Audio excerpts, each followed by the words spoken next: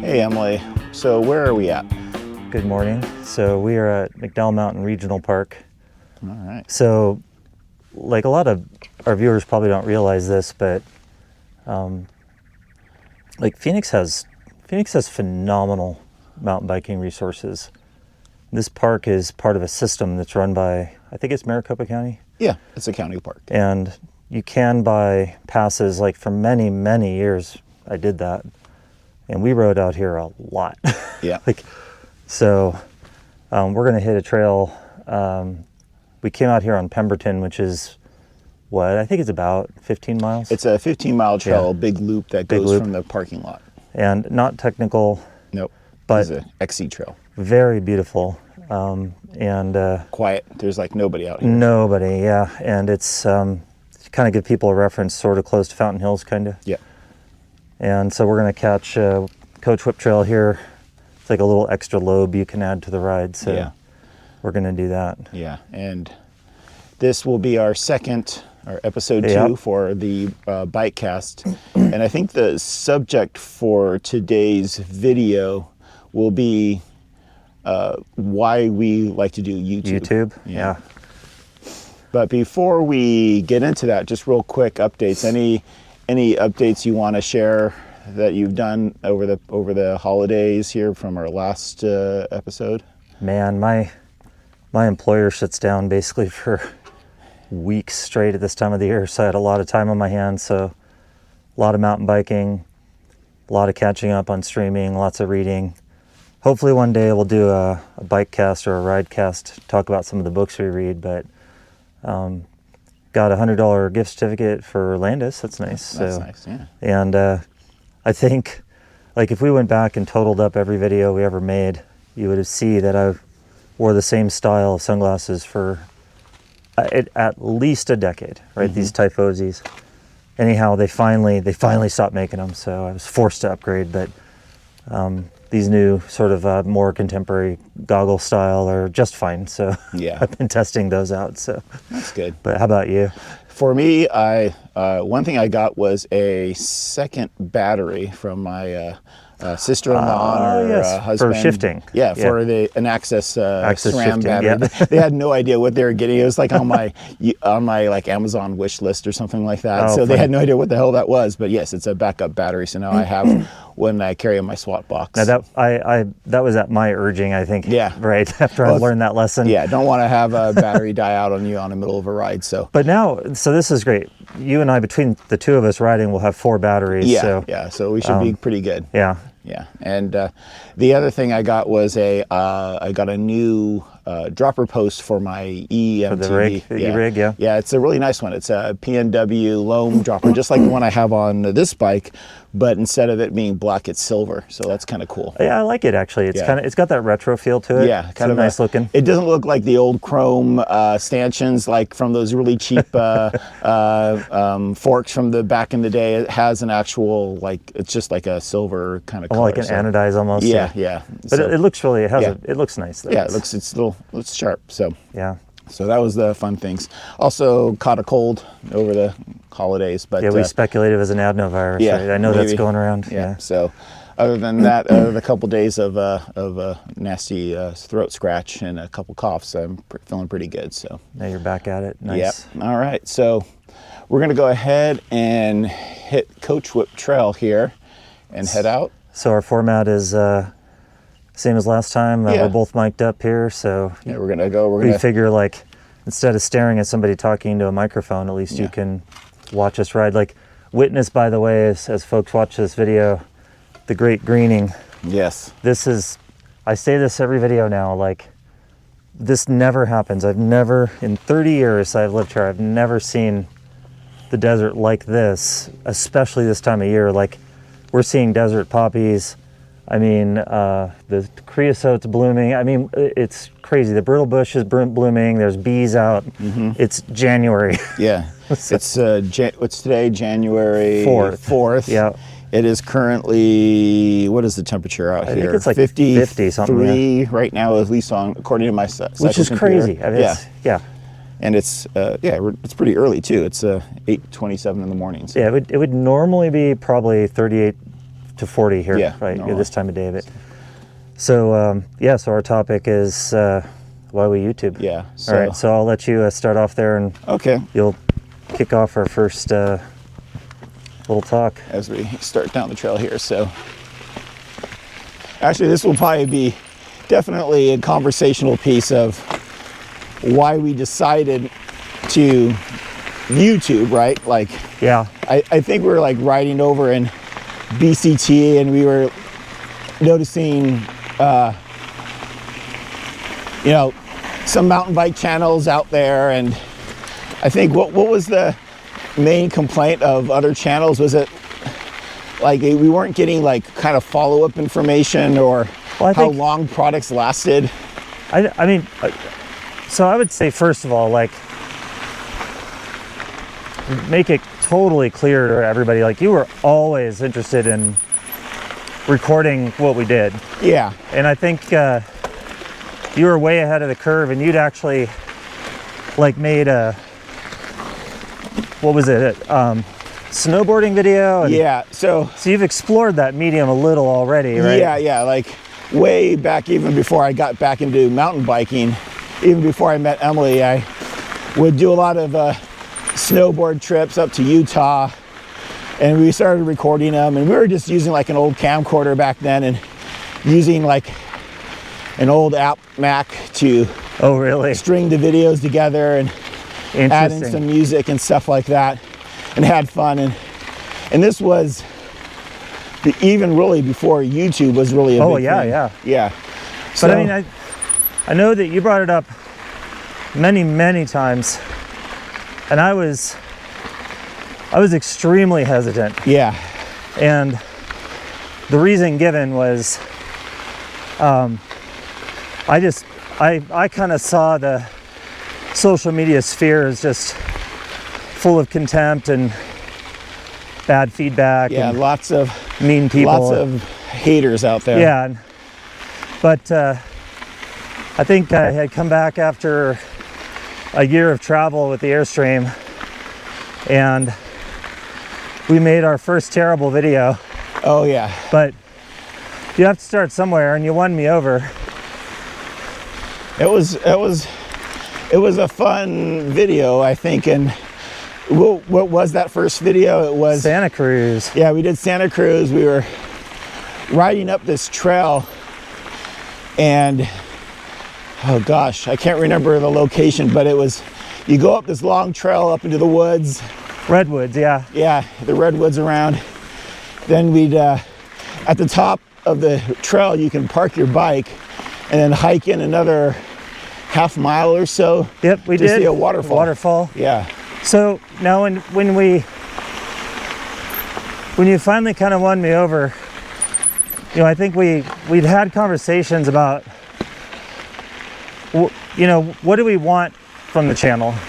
Like, why are we doing this? Yeah. And put parameters around it. And you know, even back then, I think it's much worse now, but even back then, I was kind of grossed out by the hustle, Yeah. and that I wasn't interested in using it as a platform to earn a living. No. My personal interest was creativity and outlet, and what you brought up, which was, I'd always felt like I'm not seeing people that are just regular old Joes reviewing the regular old stuff that they buy. And also you never got any follow-up. And I'll say right now, we actually sucked at that too, but Yeah. but not at the regular old Joe part. Yeah. I think we're very, you know, it's real life. These are real people. We're not, you know, smash the like and subscribe. Yeah. We never, I mean, we kept things light and pleasant. We know we have full-time jobs. Yeah. This is a creative outlet. I agree. That's one of my main reasons was the creative outlet. The other was, you know, kind of documenting places that we've gone to and places that we enjoy or trails that we like to ride. Yeah, that's true. Like, another reason is, you know, I think we've agreed that the medium it depletes pretty quickly. Like, you watch the other hyper successful mountain biking channels, and they're struggling too. Yeah. You know, there's just only so much content, but it was, you know, for me, there's something singularly unique about a shared experience. Yeah. And YouTube it offers you that ability to project out like this. Like, right now, you know, it says, my computer says it's 52 degrees. I think we have 10,000% humidity. We've got a beautiful sort of slightly cloudy sky here in Phoenix, riding up to the McDowell Mountains in front of us. The air has that crisp, clean, kind of organic scent to it. We're healthy, we've got air in our lungs, and we're doing what we like to do, and we like to share it. Yeah. I wish we had smell-o-vision, but we don't. Yeah, unfortunately. But yeah, I think, you know, like maybe when you're a child, and for us anyway, when we were children. What's that? When we were kids. Yeah. Like my dad or, you know, your family, they would have maybe, what was it, the old Super 8mm video cameras.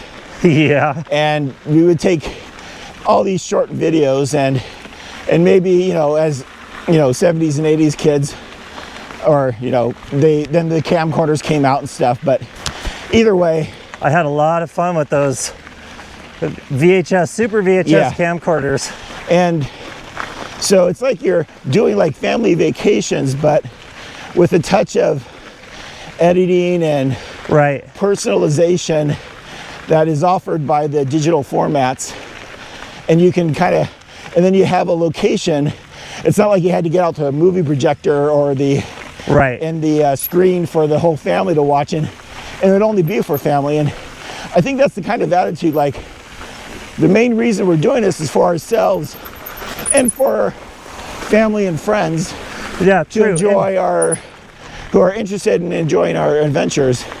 And so that's a great point too. Like, you and I were chatting about this just a couple days ago, why we YouTube, and I actually watch a lot of our videos just to go back and like remind myself what a trail was like, or, you know, I think we got like a whopping earth-shattering 20 views on our last Bikecast. Yeah. But it's good for my soul. You know, I can go back, I can listen to us talk about what was interesting at the time. Yeah. Watch our skills grow. It's a little bit of our own history, and I'm glad that we, you know, again, we take a risk publishing it out to everybody to see, because we could do it on a private channel. Yeah. But, you know, we just went ahead and took the risk. And well, so on that topic about why we YouTube, might as well cover monetization. Yeah. I think that I'll just get this off my chest, because why not? We get to do what we want. Yeah. But like, man, the hustle it just grosses me out. Yeah. Like, now the latest thing, you know, I know people got to do what you got to do if it's your living. Yeah. But like the members only, members first, 60 times points when you buy merch for some giveaway, and the constant, endless badgering, like and subscribe. Just, you know, it's not my style, but having put myself on that high horse, we somehow saw our way clear to still turn on monetization. Yep. So, and to be honest with everyone, we don't really make any money from this. It's like, oh, it's ridiculous. Yeah, it's like maybe $300 a year. A few $100. Yeah, if we're lucky. And now, yeah, a few $100 for a channel like ours that, you know, because we don't work the hustle. Nope. We don't have a lot of viewers, but at least we stay true to ourselves. Yep. And you do, you know, you feed that back into the channel. Yep.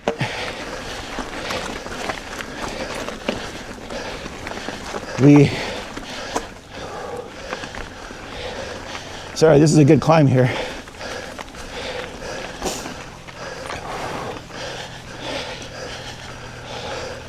%.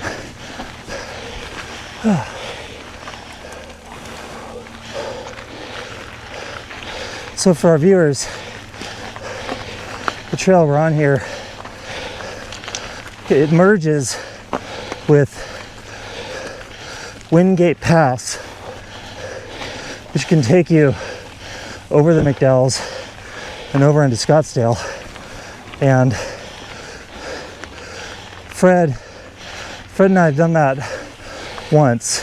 Yep. And we did the double bypass. Yeah, it's called, well, we came over Wingate, and then what's the other one? Bell? Yep, Bell Pass, yeah. So then you go back over Bell, and that's called the double bypass. And you hear about people like routinely doing the quadruple bypass. Yeah, they kind of do basically the loop twice. And it's steep up on top there.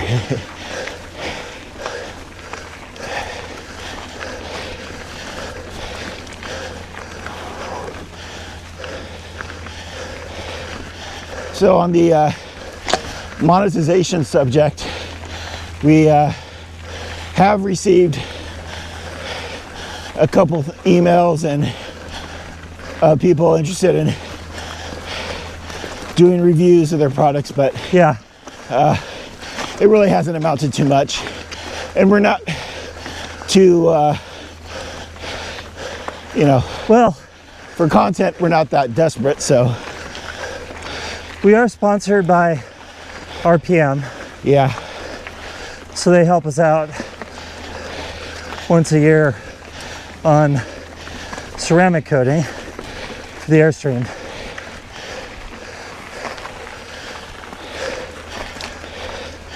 And well, we reviewed a bike rack once.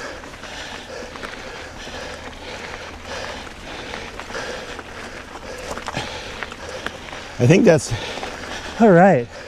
So we've kind of talked about why we YouTube.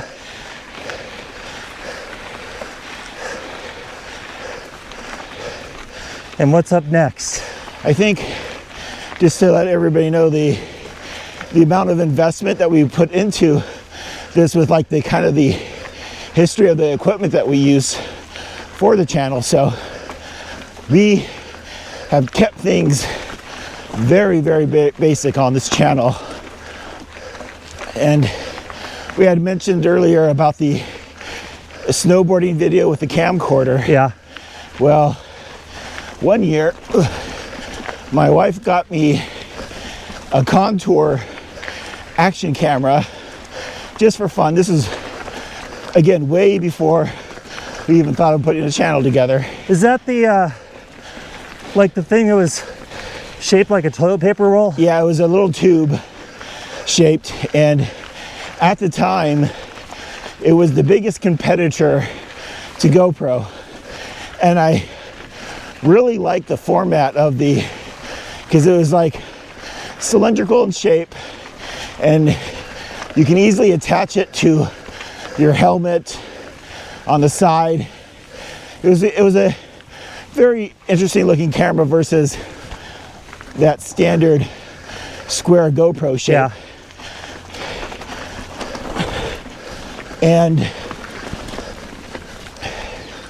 we had, you know, we played around with some, I used it for like some snowboard videos, ski videos back in the day. But we also took it out on the trail when I had my first real hardtail bike out on South Mountain and Yeah. some other places.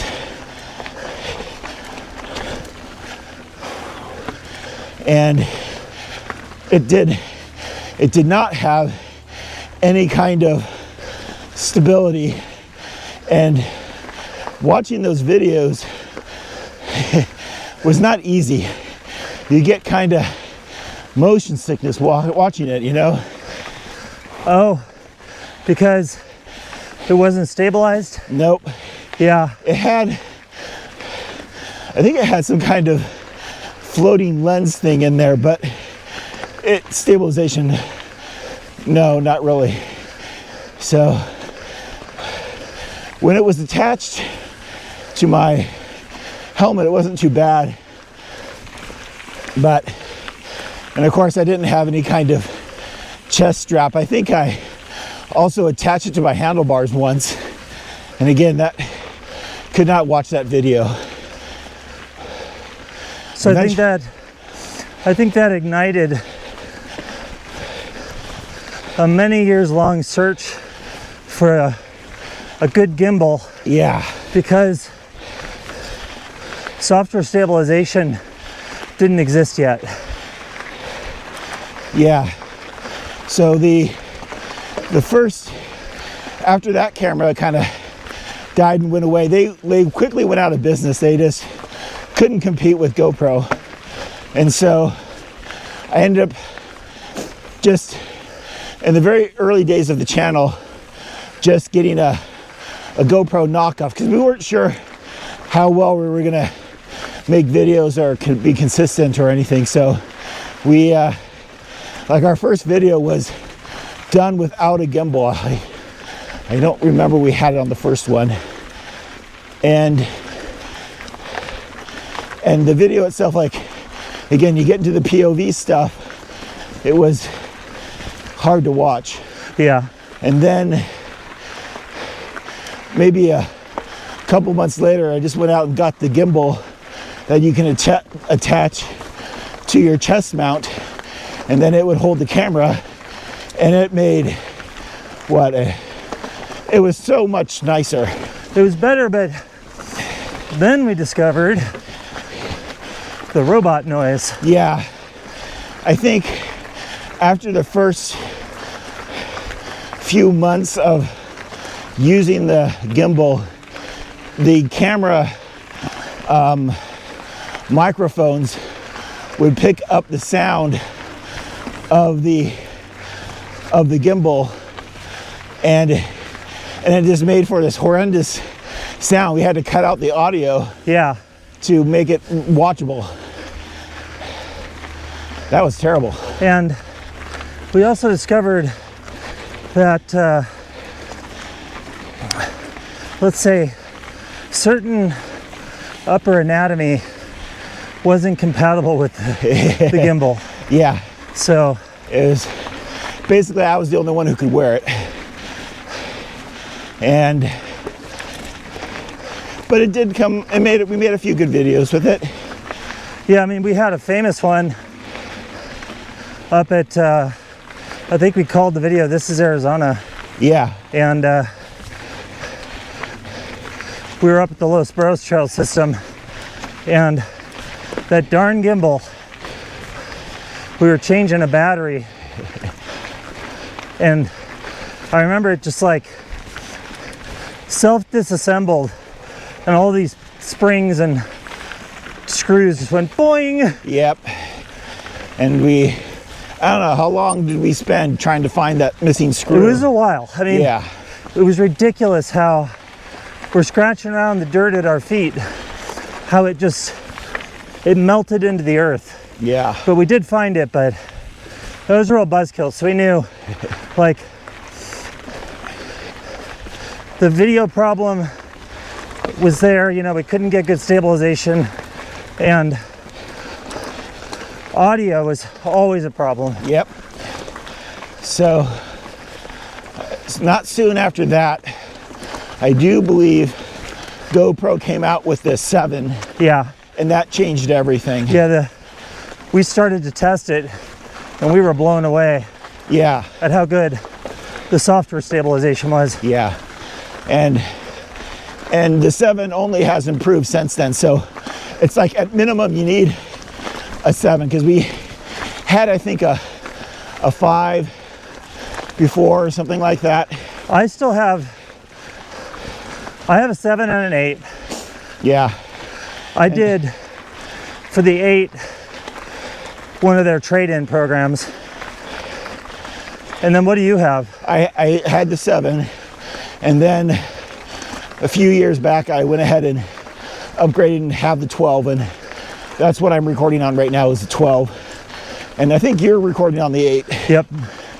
But single-handedly, Yeah, no question, the 12 is great. yeah.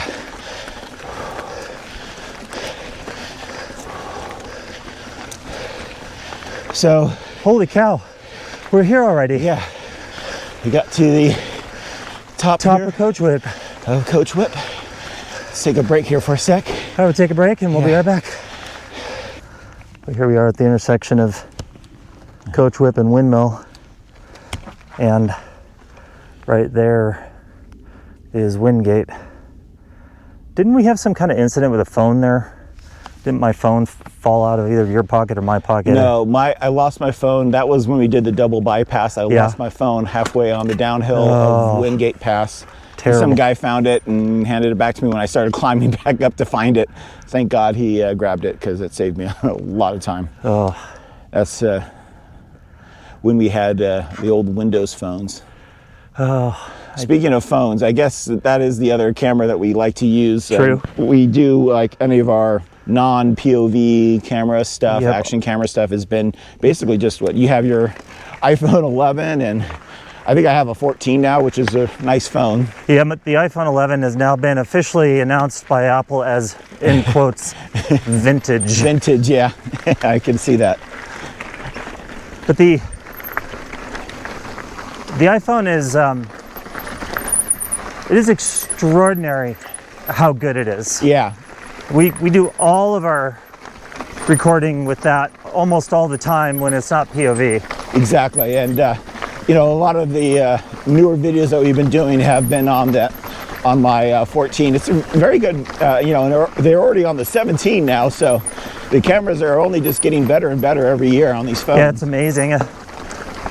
But I think the biggest change here is just recently is getting these microphones that we're using right now, because that has really made the audio difference on our videos. Yeah, I've run real hot and cold on the DJI stuff, as you know. Like, I had a handheld DJI gimbal, and Yeah, but these are the DJI mics, and the mic itself, I would say, is about the size of maybe 2 or 3/4 stacked up. This is a little sporty, huh? yeah, this is definitely loose. I mean, this trail has always been kind of this loosey, rocky little downhill. Yeah, this trail has always been like this. You remember we used to ride, like, they used to have these night rides out here, and we'd come out here, ride this in the dark. Yeah, the riding in the dark was fun out here on this trail. And Just so our viewers know, those were officially promoted, like, events. Like, Yeah. normally you're not allowed to ride out here at night, but they had a park ranger here that was really active in the mountain bike community, and yep, he was a great guy. And unfortunately he retired.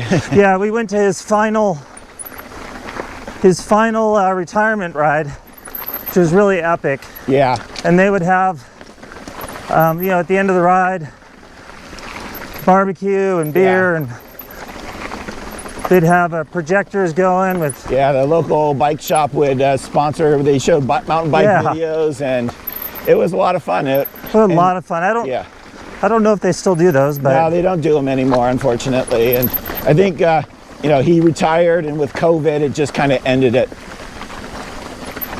so what makes these mics just so amazing is they go for evers and evers, Yeah.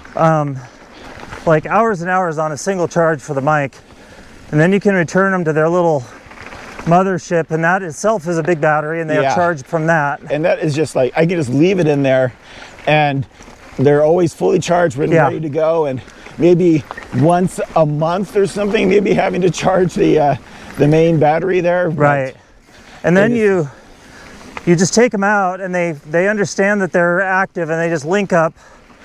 And then there's a little receiver base station, and that can be plugged into either the phone or the as you have it now on your GoPro. Yep, I have it hooked into the GoPro. It has and I have on my GoPro itself, I have a couple of extra features. I have what they call the media kit piece, and it has like an extra microphone. Yeah.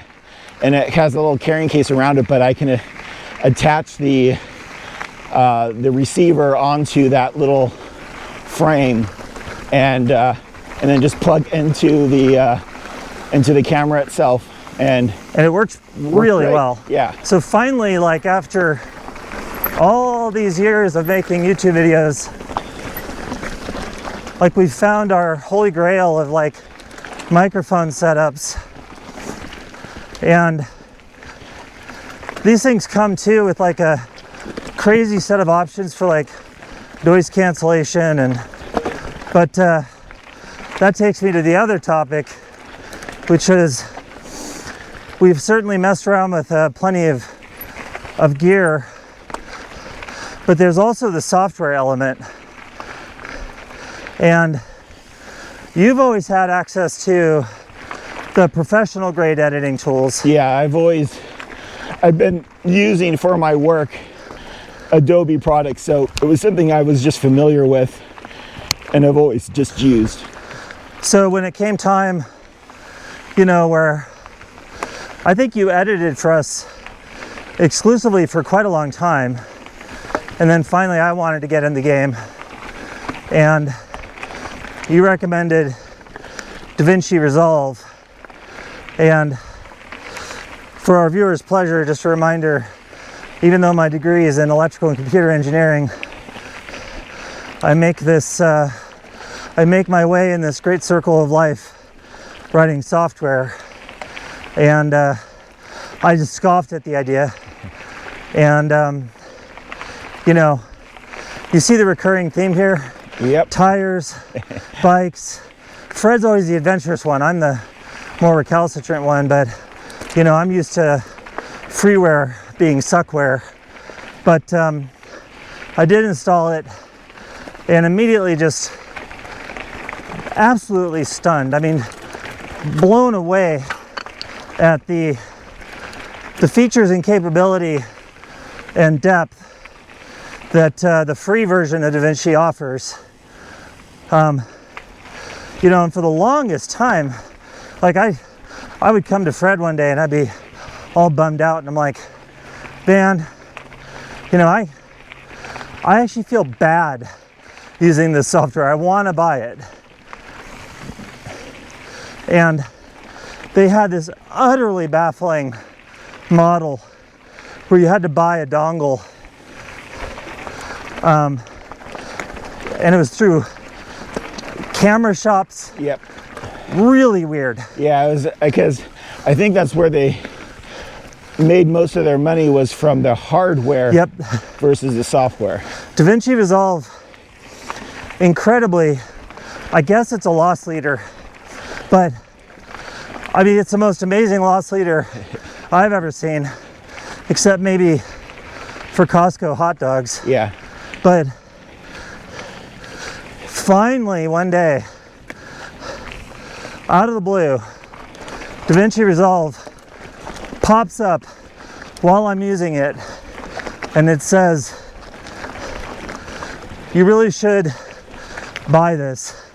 So I'm like, no beep, right? Beep, beep, beep. Yep. Of course, I've wanted to. And so finally, you can buy it online basically for free. I mean, a few $100. Yeah. And I bought the lifetime license, and it's there's no restrictive features, no restrictions on GPU, no restrictions on parallel processing. So it's great software. Yeah. So I run a decent PC.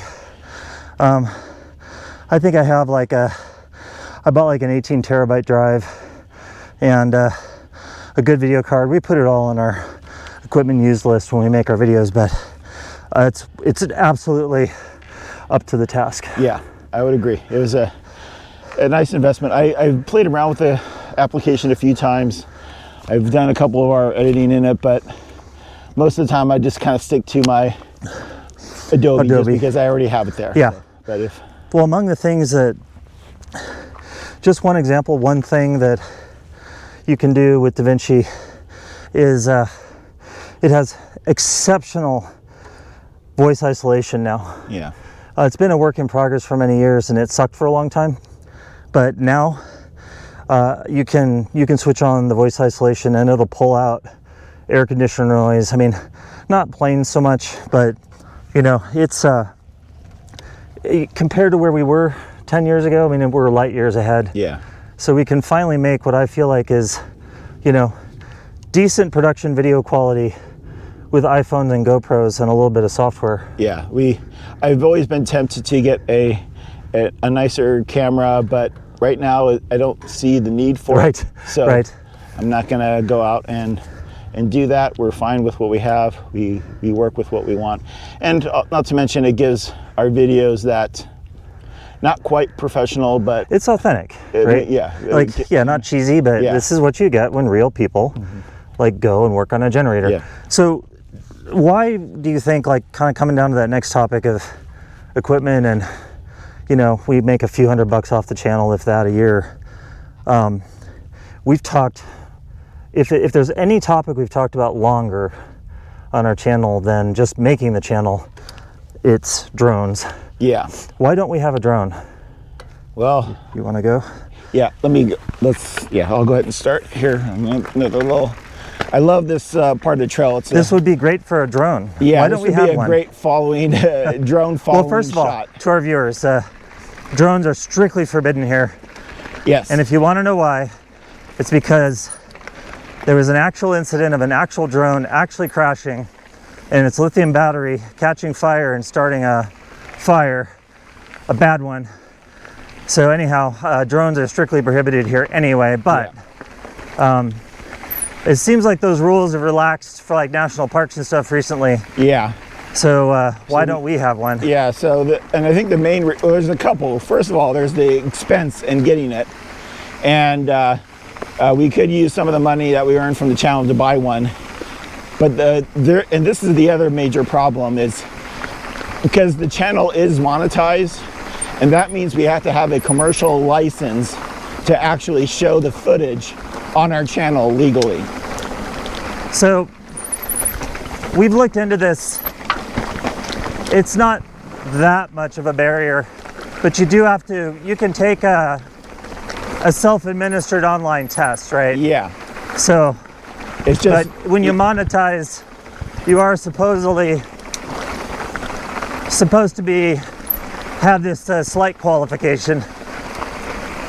But didn't you tell me once there's something related to the size of the drone or something too? The size of the drone is more related to whether you have to register it. Oh. And if it's like a nice small mini DJI or the Neo 2 or whatever that might be, you don't need to register them because they're under 150 grams or something like that. There's no way those things would start a forest fire or anything like that. They're just too small. And But that's the main reason for that. But not to mention the smaller ones are, you know, we had to learn how to fly one as well. So I think in the future, we would like to get one. We just are going to be patient about it. Yeah, And I think there's no question there'll be a drone in our future. We've talked about it so much. They're so good. They're so available. But I feel like almost kind of sad because, you know, it's like that ship has sailed. Is like now people are so used to drones. Like I remember, you know, when they first came out, my heart stopped. I was like, oh my God, I can't believe how good this video is. Yeah. And now it's not exactly ho-hum, but I have also noticed some channels, there's folks that you know, maybe have some mobility issues, and so they use their drones to do exploring, and I think it's phenomenal. But what it showed me, I think, is you can overuse a drone. Yeah. And it tends to blunt, I feel like the impact of the art, you know. But I agree on all points that you just made. You know, right now I see, like, I would just love to have something shooting the both of us while we're both talking. yeah, I would too. Instead of it having to be like one or the other, and from POV point of view. So it would be nice to get some shots like that at some point. But again, that would just be for B-roll. And I know, like, when we're on our trips, especially like in Silverton or in Moab, those sunrises, you know, we could probably get some nice morning shots with those and stuff like that. But again, it would just be for some additional B-roll. It would be for fun. Now, just to add a little. Just a reminder, if video. Maybe our 2 whole viewers that have watched our channel since the beginning, we actually did start the channel with an opening drone shot. Yeah. Where that came to be is I bumped into somebody at work who had a brother that did drone work for a living, and specifically what they were doing was, this is amazing. It's amazing what other people do for for a living. But he did surveillance videos for like mines and like Arizona Department of Transportation, and you can fly these drones around like piles of ore or piles of asphalt or piles of dirt or piles of sand, and you can use software to do volumetric estimates to see if you're meeting like contractual obligations. And so he had we contacted him, asked if he would make the video for us, and he said yes. And he had I don't remember the hardware or what kind of lead he brought, but that's how we made those opening shots. Yeah, it was a good sized drone at the time too. Yeah, it was. I mean, that was a long time ago. 10 years. Yeah, it was more? 10 years ago. It was, and it was 4K. It was like one of those, you know, nothing like those new minis and stuff like that. It was an old school, huge drone. So this is another sporty descent, which we're just casually going down. It's been a while since we've been on this trail, and I can tell you that just kind of casually going down this while we're talking is actually not normally Fred and I we'd be bombing this, but for your viewing pleasure, we're chatting. So I wish we could, like, folks watch. There's a YouTube channel called Ghost Town Living, and the videographer Brent, he does some stunning stuff with his drone, and he's even made some videos about what drones he has. And unfortunately, he has a drone that he was gifted that now is only available commercially. It's not a consumer level drone, but I think he's done that channel is what I would aspire to be for videography using drones.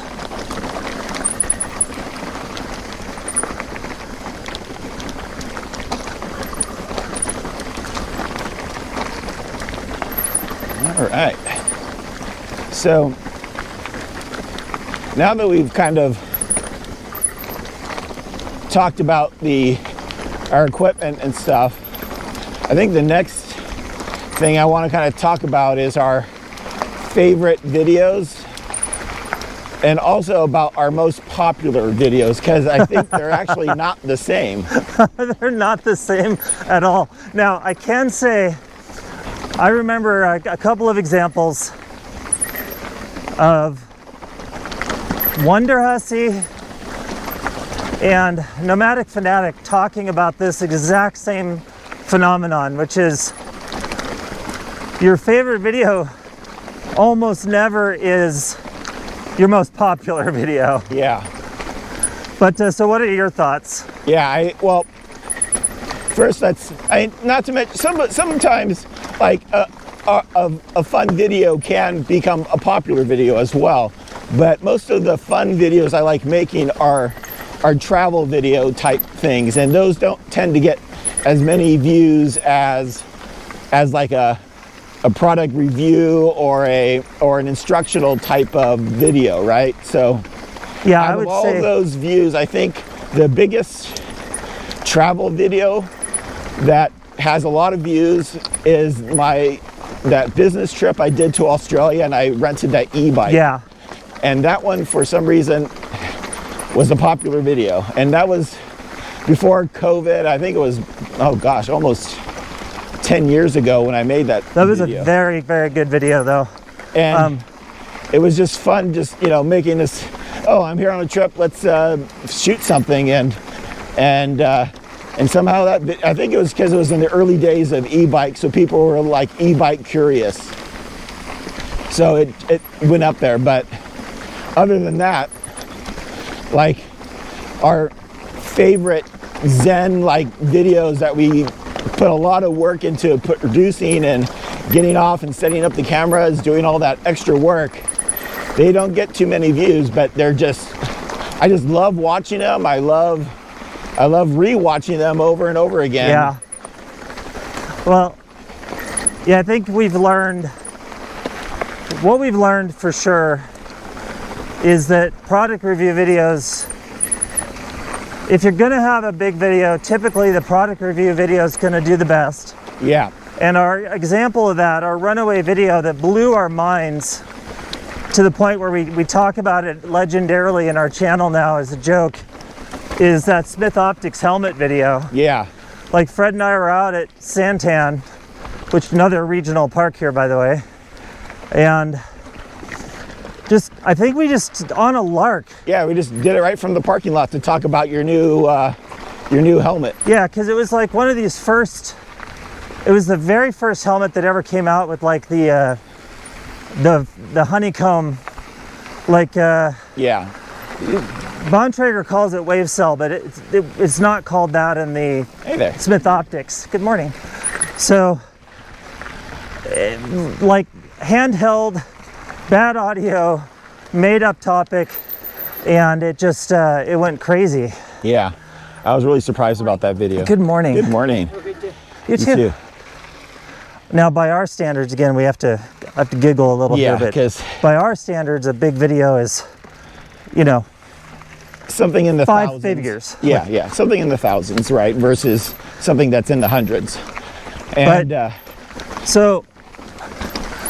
but my the second best videos we have, but we've never gotten good at predicting them. That's the key here. yeah, Is the DIY videos. yeah, Our generator videos do really well by our standards, and some of your bike videos do really well. yeah. I think the most popular video we had was a little attachment to the generator, the hook. Yep. And that is like the most popular video for whatever reason. But like I was sure, we did a set of videos about a year ago now I feel like we have our friend Rob at Excella RV Repair who runs his own business, and I was like, this is going to be revolutionary. People can get their Airstreams fixed right at home, and you know, right in front of you. You get to see the sausage being made. We made a huge number of videos, and just nothing. Yeah. Nothing. Like, might as well be 0 hits, and I just blows my mind, right? Yeah. I cannot predict. The one of the most popular videos, again, another one is the you had mentioned, the do-it-yourself kind of thing, and that's where Which video? The do-it-yourself one, where I upgrade my old hardtail fork. That fork video went bananas. Yeah, and for us, I mean. Yeah, and I mean that's like in the tens of thousands of views, and I think that's mainly because there really wasn't anybody out there doing that kind, or at least for that particular fork. Yeah. And not to mention that fork was a nice cheap air fork to get for your hardtail that, you know, that you can easily upgrade to 120 millimeters of travel without having to buy any parts or anything. You just have to open it up and remove some things. Right. So that ended up being a popular video, and it might be why, you know, our generator video does so well, because there are some Honda 7000 EU IS videos, a few, I mean, they're there, but not that many. Nope. So it might be why, I'm speculating, but you know. Yeah. But on the topic of favorite videos, I think I have two funny thoughts there. Like, okay. My favorite video, I worked my butt off on. I mean, I crushed myself making this video from Silverton.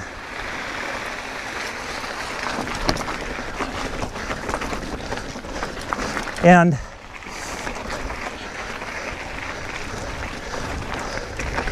I did, you know, opening time-lapse shot of the sunrise from Silverton. Then I took the viewers into the Old 100 mine, and I used 2 cameras and blended, like I used the GoPro to get the audio, and the iPhone was much better in low light, and we did the tour, and I was so proud of that video, you know, and it just cratered. So that was a lesson. Yep. And then my other favorite videos, like back to the topic of, we were talking about what do we want from this channel, and the core concern for me is artistic outlet, and so that's what we do. And the Zen videos, yep, really nail it for me.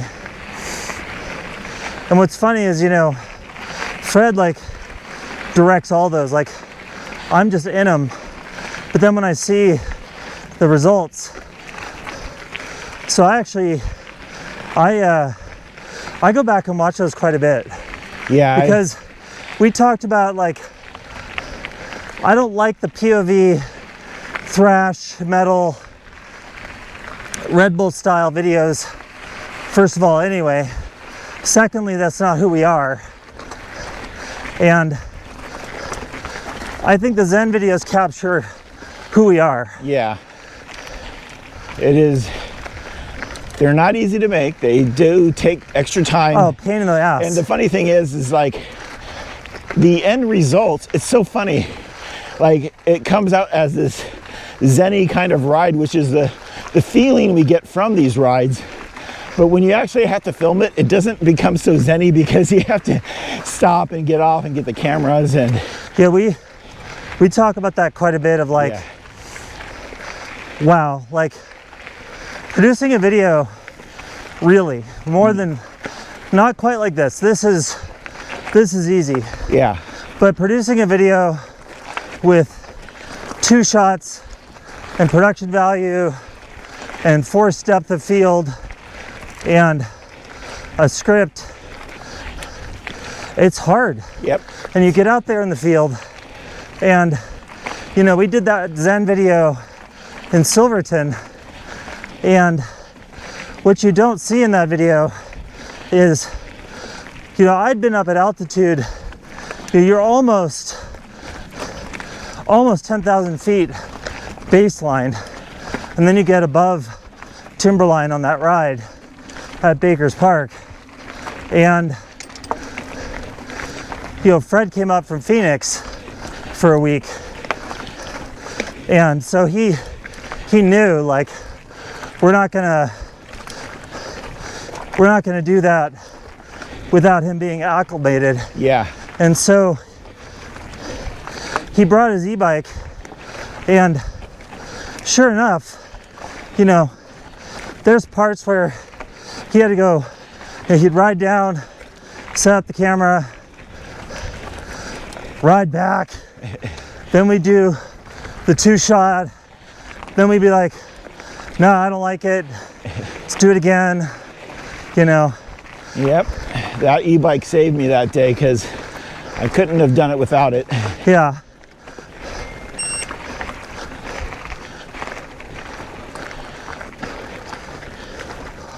I think, yeah, that, again, I want to continue to make those types of videos, and I might be able to incorporate some POV and some other interesting things that I've had over the years.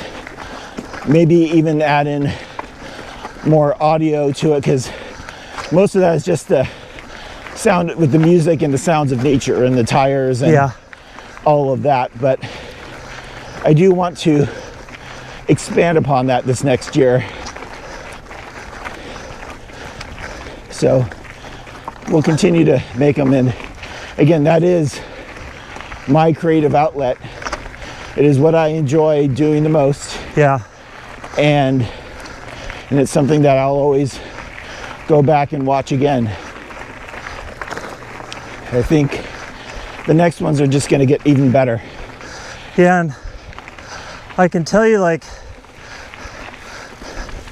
one of the weirder things that I've experienced is a joy from the channel, you know, is, first of all, getting good comments that are really helpful. For example, you know, I didn't know what a crush washer was.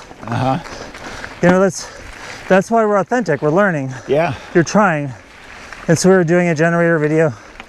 So I learned what a crush washer was, and that upped my game on maintenance. But also, I've had a curious number of encounters with viewers on the road. I don't know if you have, Fred, but I've encountered, I can remember specifically 3 different encounters with viewers. And the most mind-blowing one was, I bumped into a viewer while we were at the Airstream factory in Ohio, and he told me that he bought his 2500 HD Sierra diesel specifically because that's what we have on our channel, and that's what I use to pull the Airstream. And I'm like, you made a $100,000 decision based on what my dumbass said? Like, that shows you, I mean, Well, it's a tiny little fraction of influencing. yes, and I think, again, not to say that it wasn't a bad decision, because it wasn't. It's a good truck. No, it's a great decision. My truck is wonderful, but you know, I had another viewer that came up to me in Silverton of all places, and then finally, they were just a viewer. I mean, they didn't buy anything, but because of us. But finally, I was in Santa Cruz about 2 years ago, down at the harbor, and we were sitting there rocking the Starlink dish, and a viewer came up, and this guy was looking at me, and looking and tilting his head, and I was just like, okay, not sure what's going on here. But finally he asked me, he goes, hey, you by any chance on YouTube? And I said, yeah. And he goes, we copied your Starlink video to the T. Oh. And so I walked down just a few trailers down, and there was his Airstream, the exact same Starlink configuration, the same wiring. That just felt, again, it feels good. You're like, wow. Yeah. Like I have actually met somebody and helped improve their life, you know? Okay. So. Actually, I do remember one time we were climbing, I think we were at Brown's Ranch climbing. And I remember, yep. Somebody had mentioned, oh, are you the one with the badass truck? Yeah, and I was embarrassed because there's where we met that person is on a piece of the trail that's now been redirected. Yeah. And I was just flaming out that day. Like, it's like I'd never ridden a mountain bike before. And this guy's watching us and watching. And then at the top, he's like, oh, you guys on YouTube? And I was like, oh, come on. Like, you know. Yeah, so there we go, 4 times. Yeah, there you go. Yeah, 4 times that we've. So again, we always do welcome the nice comments and helpful things too. It's always great to hear stuff like that. All right, so I think we ended up kind of doing a bit of a retrospective there. Yeah. That's what happens when you do a contemporaneous conversation, I guess. But so let's look forward. 2026. What do you think? Yeah, you want to achieve for the channel this year? Yeah, and again, the drone would be a drone. Yeah. Yeah, that would be lovely. I want to do the extension of the Zen videos, but I do want to continue doing some product review videos. And again, we're not buying products very often, so there's not going to be very many of them. But I did recently, got that dropper post. I can maybe do a quick review on that. Just like we did on my Bramble Swing, right? Yeah, yeah. I also got a new 3/4 helmet, and I know we did a review of the last helmet I had that had a 3/4, but I have had some major problems with that helmet, and so maybe it would be good to do like an actual follow-up video. There we go. There's your chance. Yeah, yeah. Our chance to finally talk about. So is the concept of the helmet was great, but again, I think it just wasn't the right size for me. So yeah, we can talk about that and introduce my new Fox helmet that I got for that. And I don't ride it on these rides. I use my half shell, but if we go to the bike park or when I ride the e-bike, I like to wear it. It's a little bit more coverage. So things like that, because again, I don't foresee, based on our previous episode 1, we were talking about upgrades. We're not going to do just willy-nilly stuff, but we can do reviews of those items when something breaks or something new comes along. We've never, that I know of, we have never purchased anything strictly for the purposes of some artificial review. Yeah. We review stuff that we buy when we have it. Yeah. And a lot of it is research. So I think I'll do probably one upgrade video on this bike before our trip to Moab, because I have to get down to a 28 tooth cassette or chain ring. Right. And to do that, I have to go outside of the SRAM family of transmission products. So I'm gonna have to do some creative purchasing there and resizing of the chain and stuff. So we can do a video on that as well. Right. For myself, I hope we make many more of these style videos. Yeah. I really do like this Bikecast format. It's crazy how we've talked about this format for a long time, And I feel like just the technology, suddenly we just realized, like sort of by accident, I think we got these mics about a year ago. Yeah. But we realized it would be possible to do this kind of shared audio dual POV format. Yeah. But I look forward to, especially like if we could pull this off, books on bikes. I love reading. I'm a science fiction fantasy junkie, and I would love to have a book club, because our style kind of overlaps pretty well in that area on streaming and books, and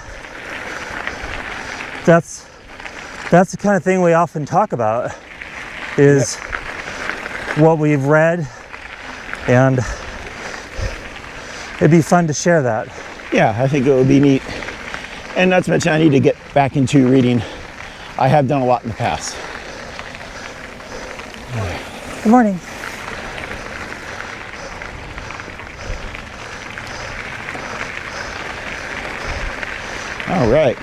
All right, so maybe we'll cut in, like, this is Pemberton again. Yep. And the way I describe it is it's kind of like riding on a big dinner plate.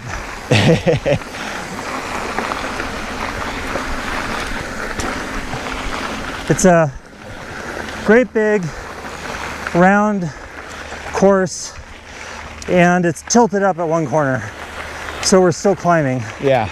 But what makes this well, this is a great place to have conversations. it's perfect. It's really out here in this. So again, you've probably seen a few people pass this while we're recording, but it's not a lot of people. No, it's never that busy. I mean, it used to be during those night rides. Yeah. Those were crazy. But Yeah, that was like 200 plus people with lights on their bikes, and it was neat to see you can really actually see that dinner plate trail when you get to the top. Yeah. Of all the lights going with around. all the lights at night, yeah, like fireflies. Yeah. Yeah. We even went out one night and we did long-term exposures. Oh yeah, I remember that. With people riding by with their lights, and we got some really neat photographs out of that. But yeah. But so we could finish off this video with, once you get to the top of the dinner plate, the one interesting thing about this trail is, like, your reward is, I think it's like a lazy 2%. Yeah. Several mile downhill. I mean, Yeah, it's like a 2% 8 mile downhill. maybe between 6 and 8, I would say, actually, probably, because at the end it does kind of get flattened out and you have to do a little but to get back to the parking lot. But it's very zen-y. It's, yeah, you kind of, depending on your mood, like, there's been times where I'm just full of piss and vinegar and I just hit it really hard and you just downhill it, but sometimes you just want to relax on your way down after earning that.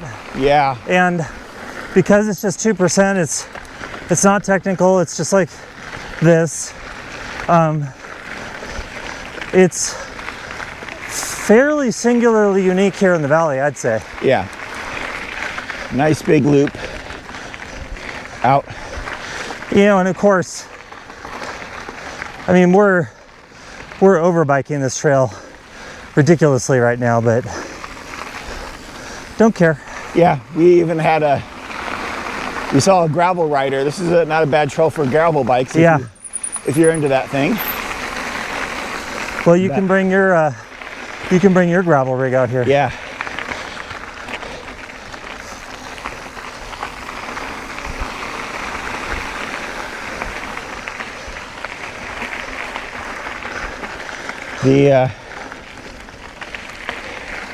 All right, so to kind of finish off the conversation, do you want to mention, we kind of mentioned a little bit about like things that we read or watch. We both finished watching Stranger Things.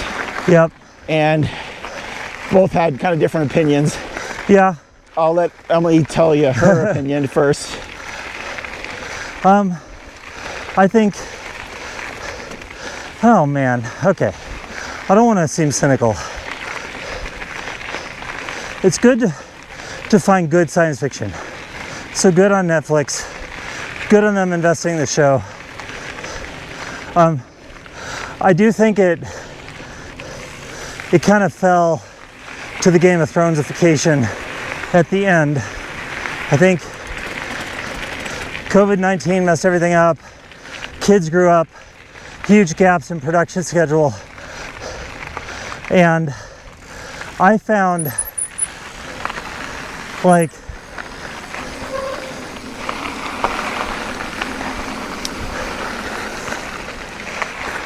I thought there was an enormous amount of superfluous exposition where, you know, I don't need. Those are 10-cent words, my friends. Those are 25-cent words. But, you know, I don't care if Nancy's breaking up. Like, just, you know, it was so top heavy, but so great. I enjoyed the finale, but I thought there was too many characters competing for too little screen time, too much exposition, and it just didn't feel anymore to me like what made Stranger Things fun.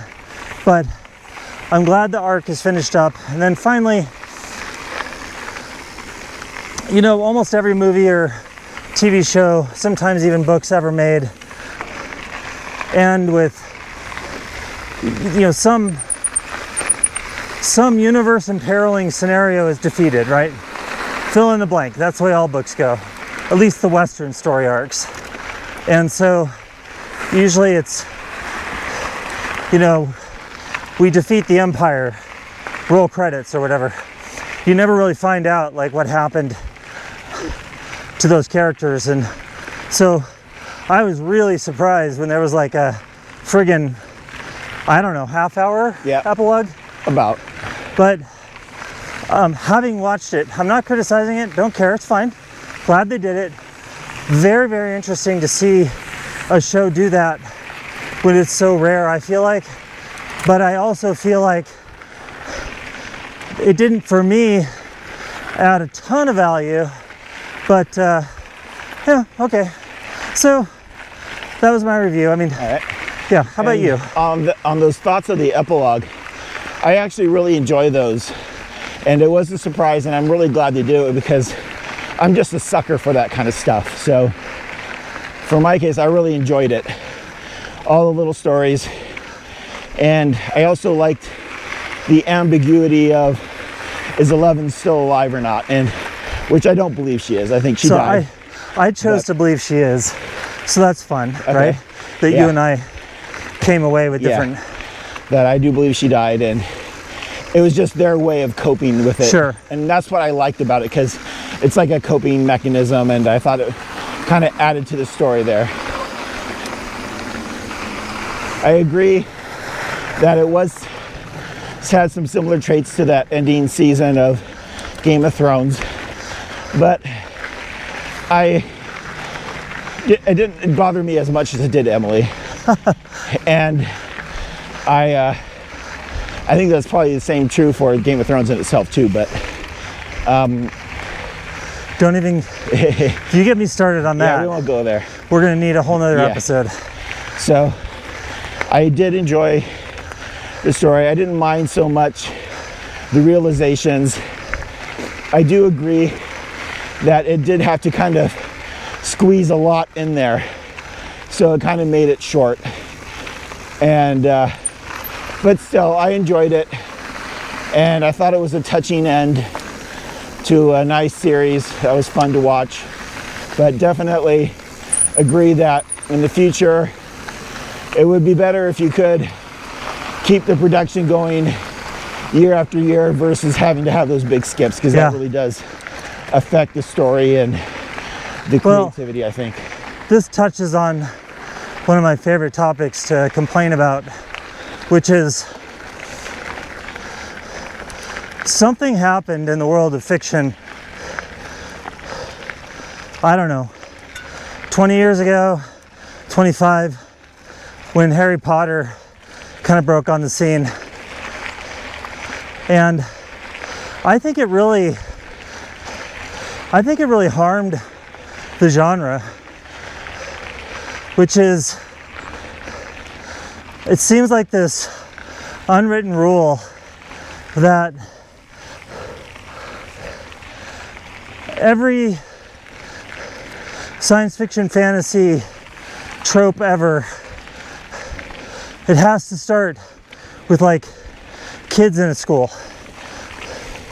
And it's just not true. I read so much good stuff. So much. I mean, Brandon Sanderson, one of the most prolific writers, I think, ever, not just of our era. And, you know, he took a cut at, you know, some youth fiction, but it doesn't always have to be kids in a school. Yeah. So, well, we'll definitely continue these types of little conversations. I think Stranger Things was a good little topic just because it's timely and it is popular. So, but like, just let me just like button this up with like, I'm glad, very happy that Netflix was able to tie it off. Yeah. Like anymore, I am deeply suspicious about investing my time in anything. Yeah, because it'll get canceled. Yeah, and that's the worst.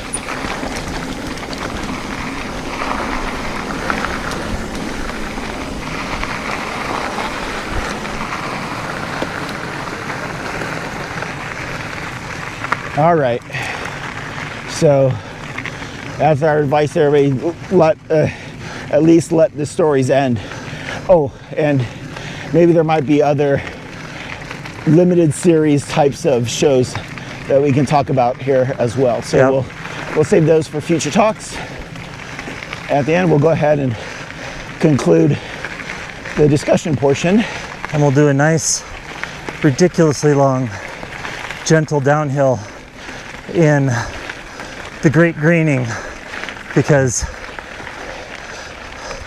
believe me, my friends, the desert never looks like this. Hey there. Hi. We're just two.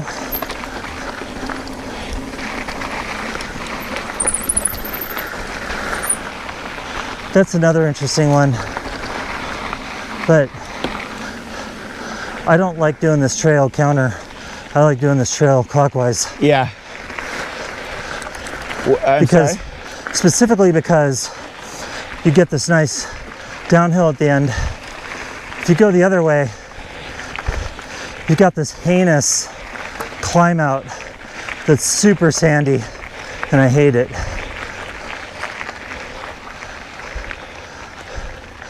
I'm gonna pause here. Yeah, this is a great place for a quick stop. All right. So everyone,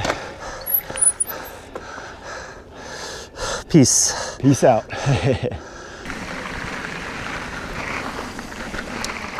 I remember the days before that split. Yeah, you might die going around that corner. Yeah, it was really nice when they put that in. I think we discovered it on one of the night rides too. Yeah, they rerouted. Yeah, that was the trail used to go over that way. Yeah. I think it was getting a little close to this area. A lot of people have moved out here now. Yeah. It's getting close to the north side of the park.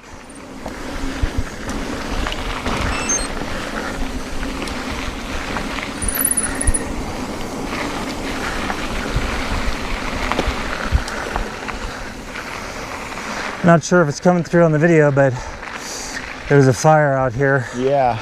not that long ago, and so you can see it really did a number on the flora here. It definitely opens up the area.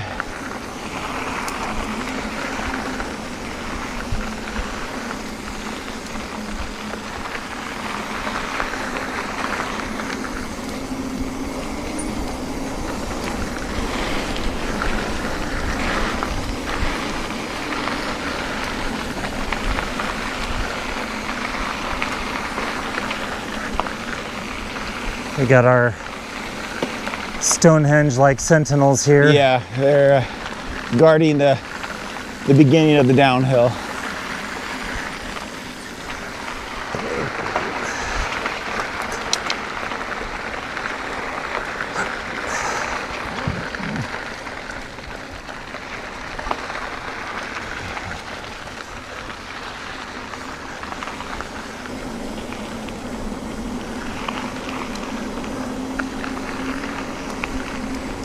Horses can come out here, but I feel like you don't see that too much anymore. It's mostly the domain of the mountain biker nowadays. Okay.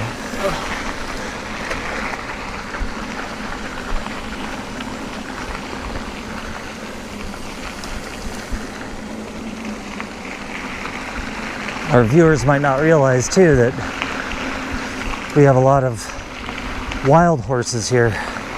It's a thing.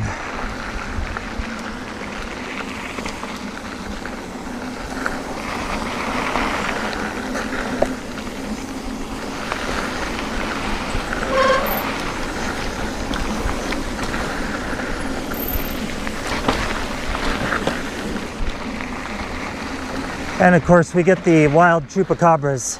Yeah. Gotta watch out for those. You just see them looking at you on the night rides.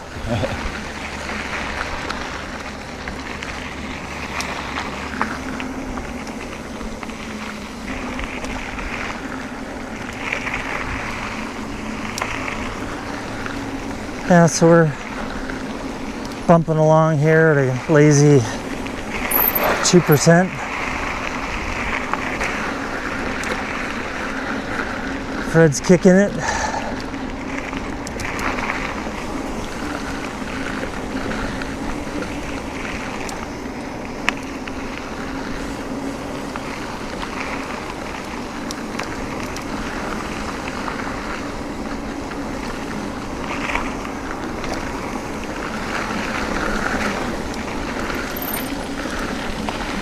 Wow, we're seeing desert poppies. Don't normally see those till March. It's been so wet.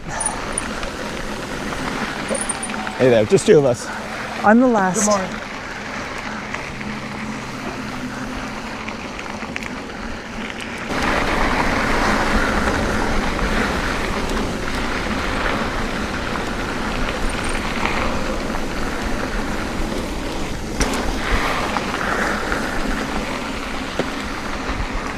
Normally on this ride, even though you have this nice lazy 2%, you got to be on your game because the loose over hard, this stuff will wash out on you in a millisecond.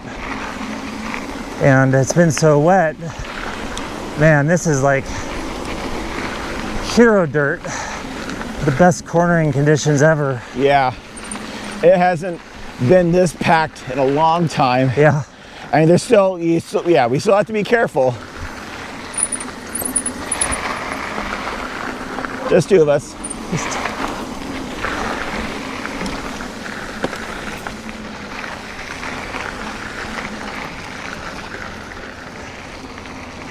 So straight in front of us is a saguaro cactus, and saguaros are protected in Arizona. So even when they die, like this one, which has been burned and fell over, they're illegal to remove.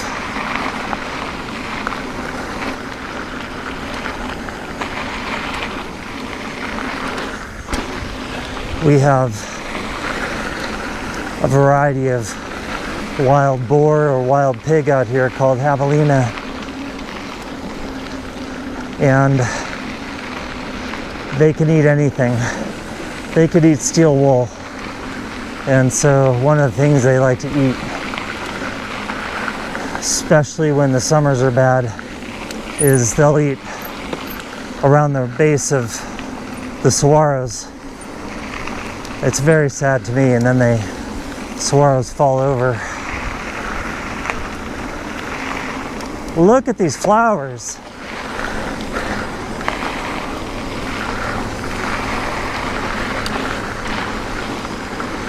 So this curled up dead stuff right there, that's called buckhorn or staghorn cholla. They're almost indistinguishable, but super common out here. And little factoid, if you roast off the little spines, it's one of the few things that's edible out here. So you can cook off the spines. I'm not saying it would taste good, I don't know firsthand, but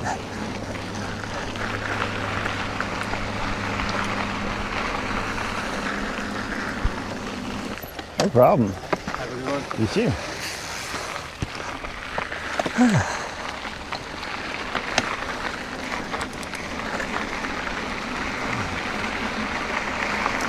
fair share of people that like to go counterclockwise on this trail. I don't like it.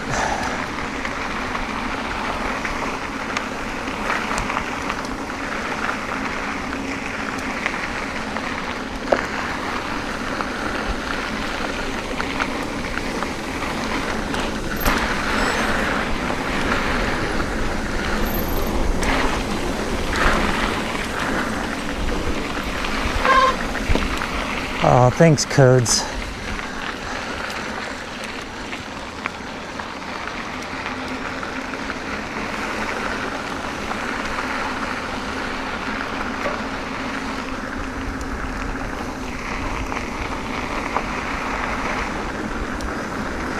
Oh, I love this downhill. It's just so... it's such a reward for all the work you put in. You just coast. Think about whatever. Making YouTube videos.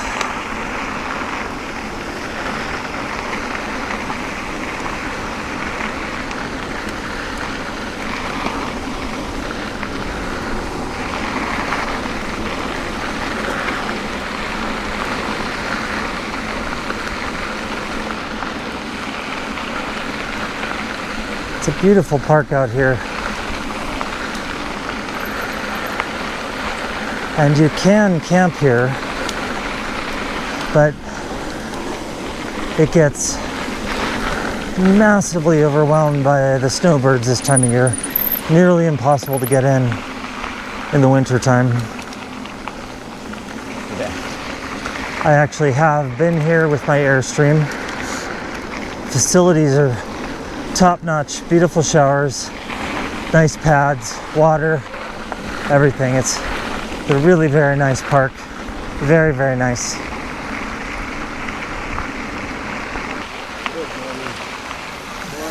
Good.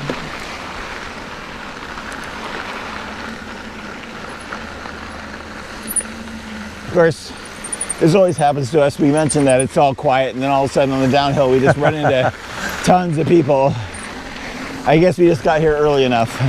A lot of those riders like that, you can tell they're not exactly, probably habitual riders, come from the campgrounds. A lot of them tend to be retirees, and nothing wrong with that.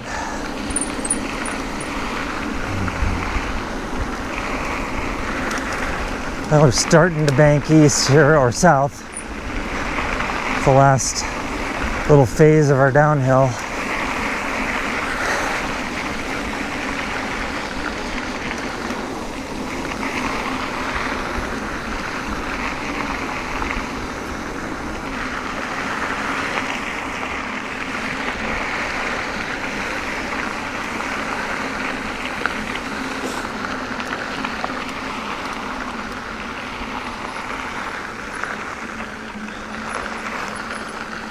right. All right, here are the numbers. 20.74 miles and almost 1,500 feet of climbing. And mine Not shows bad. 1637, so Okay, so Fred and I have never figured out why our computers disagree. but- yeah.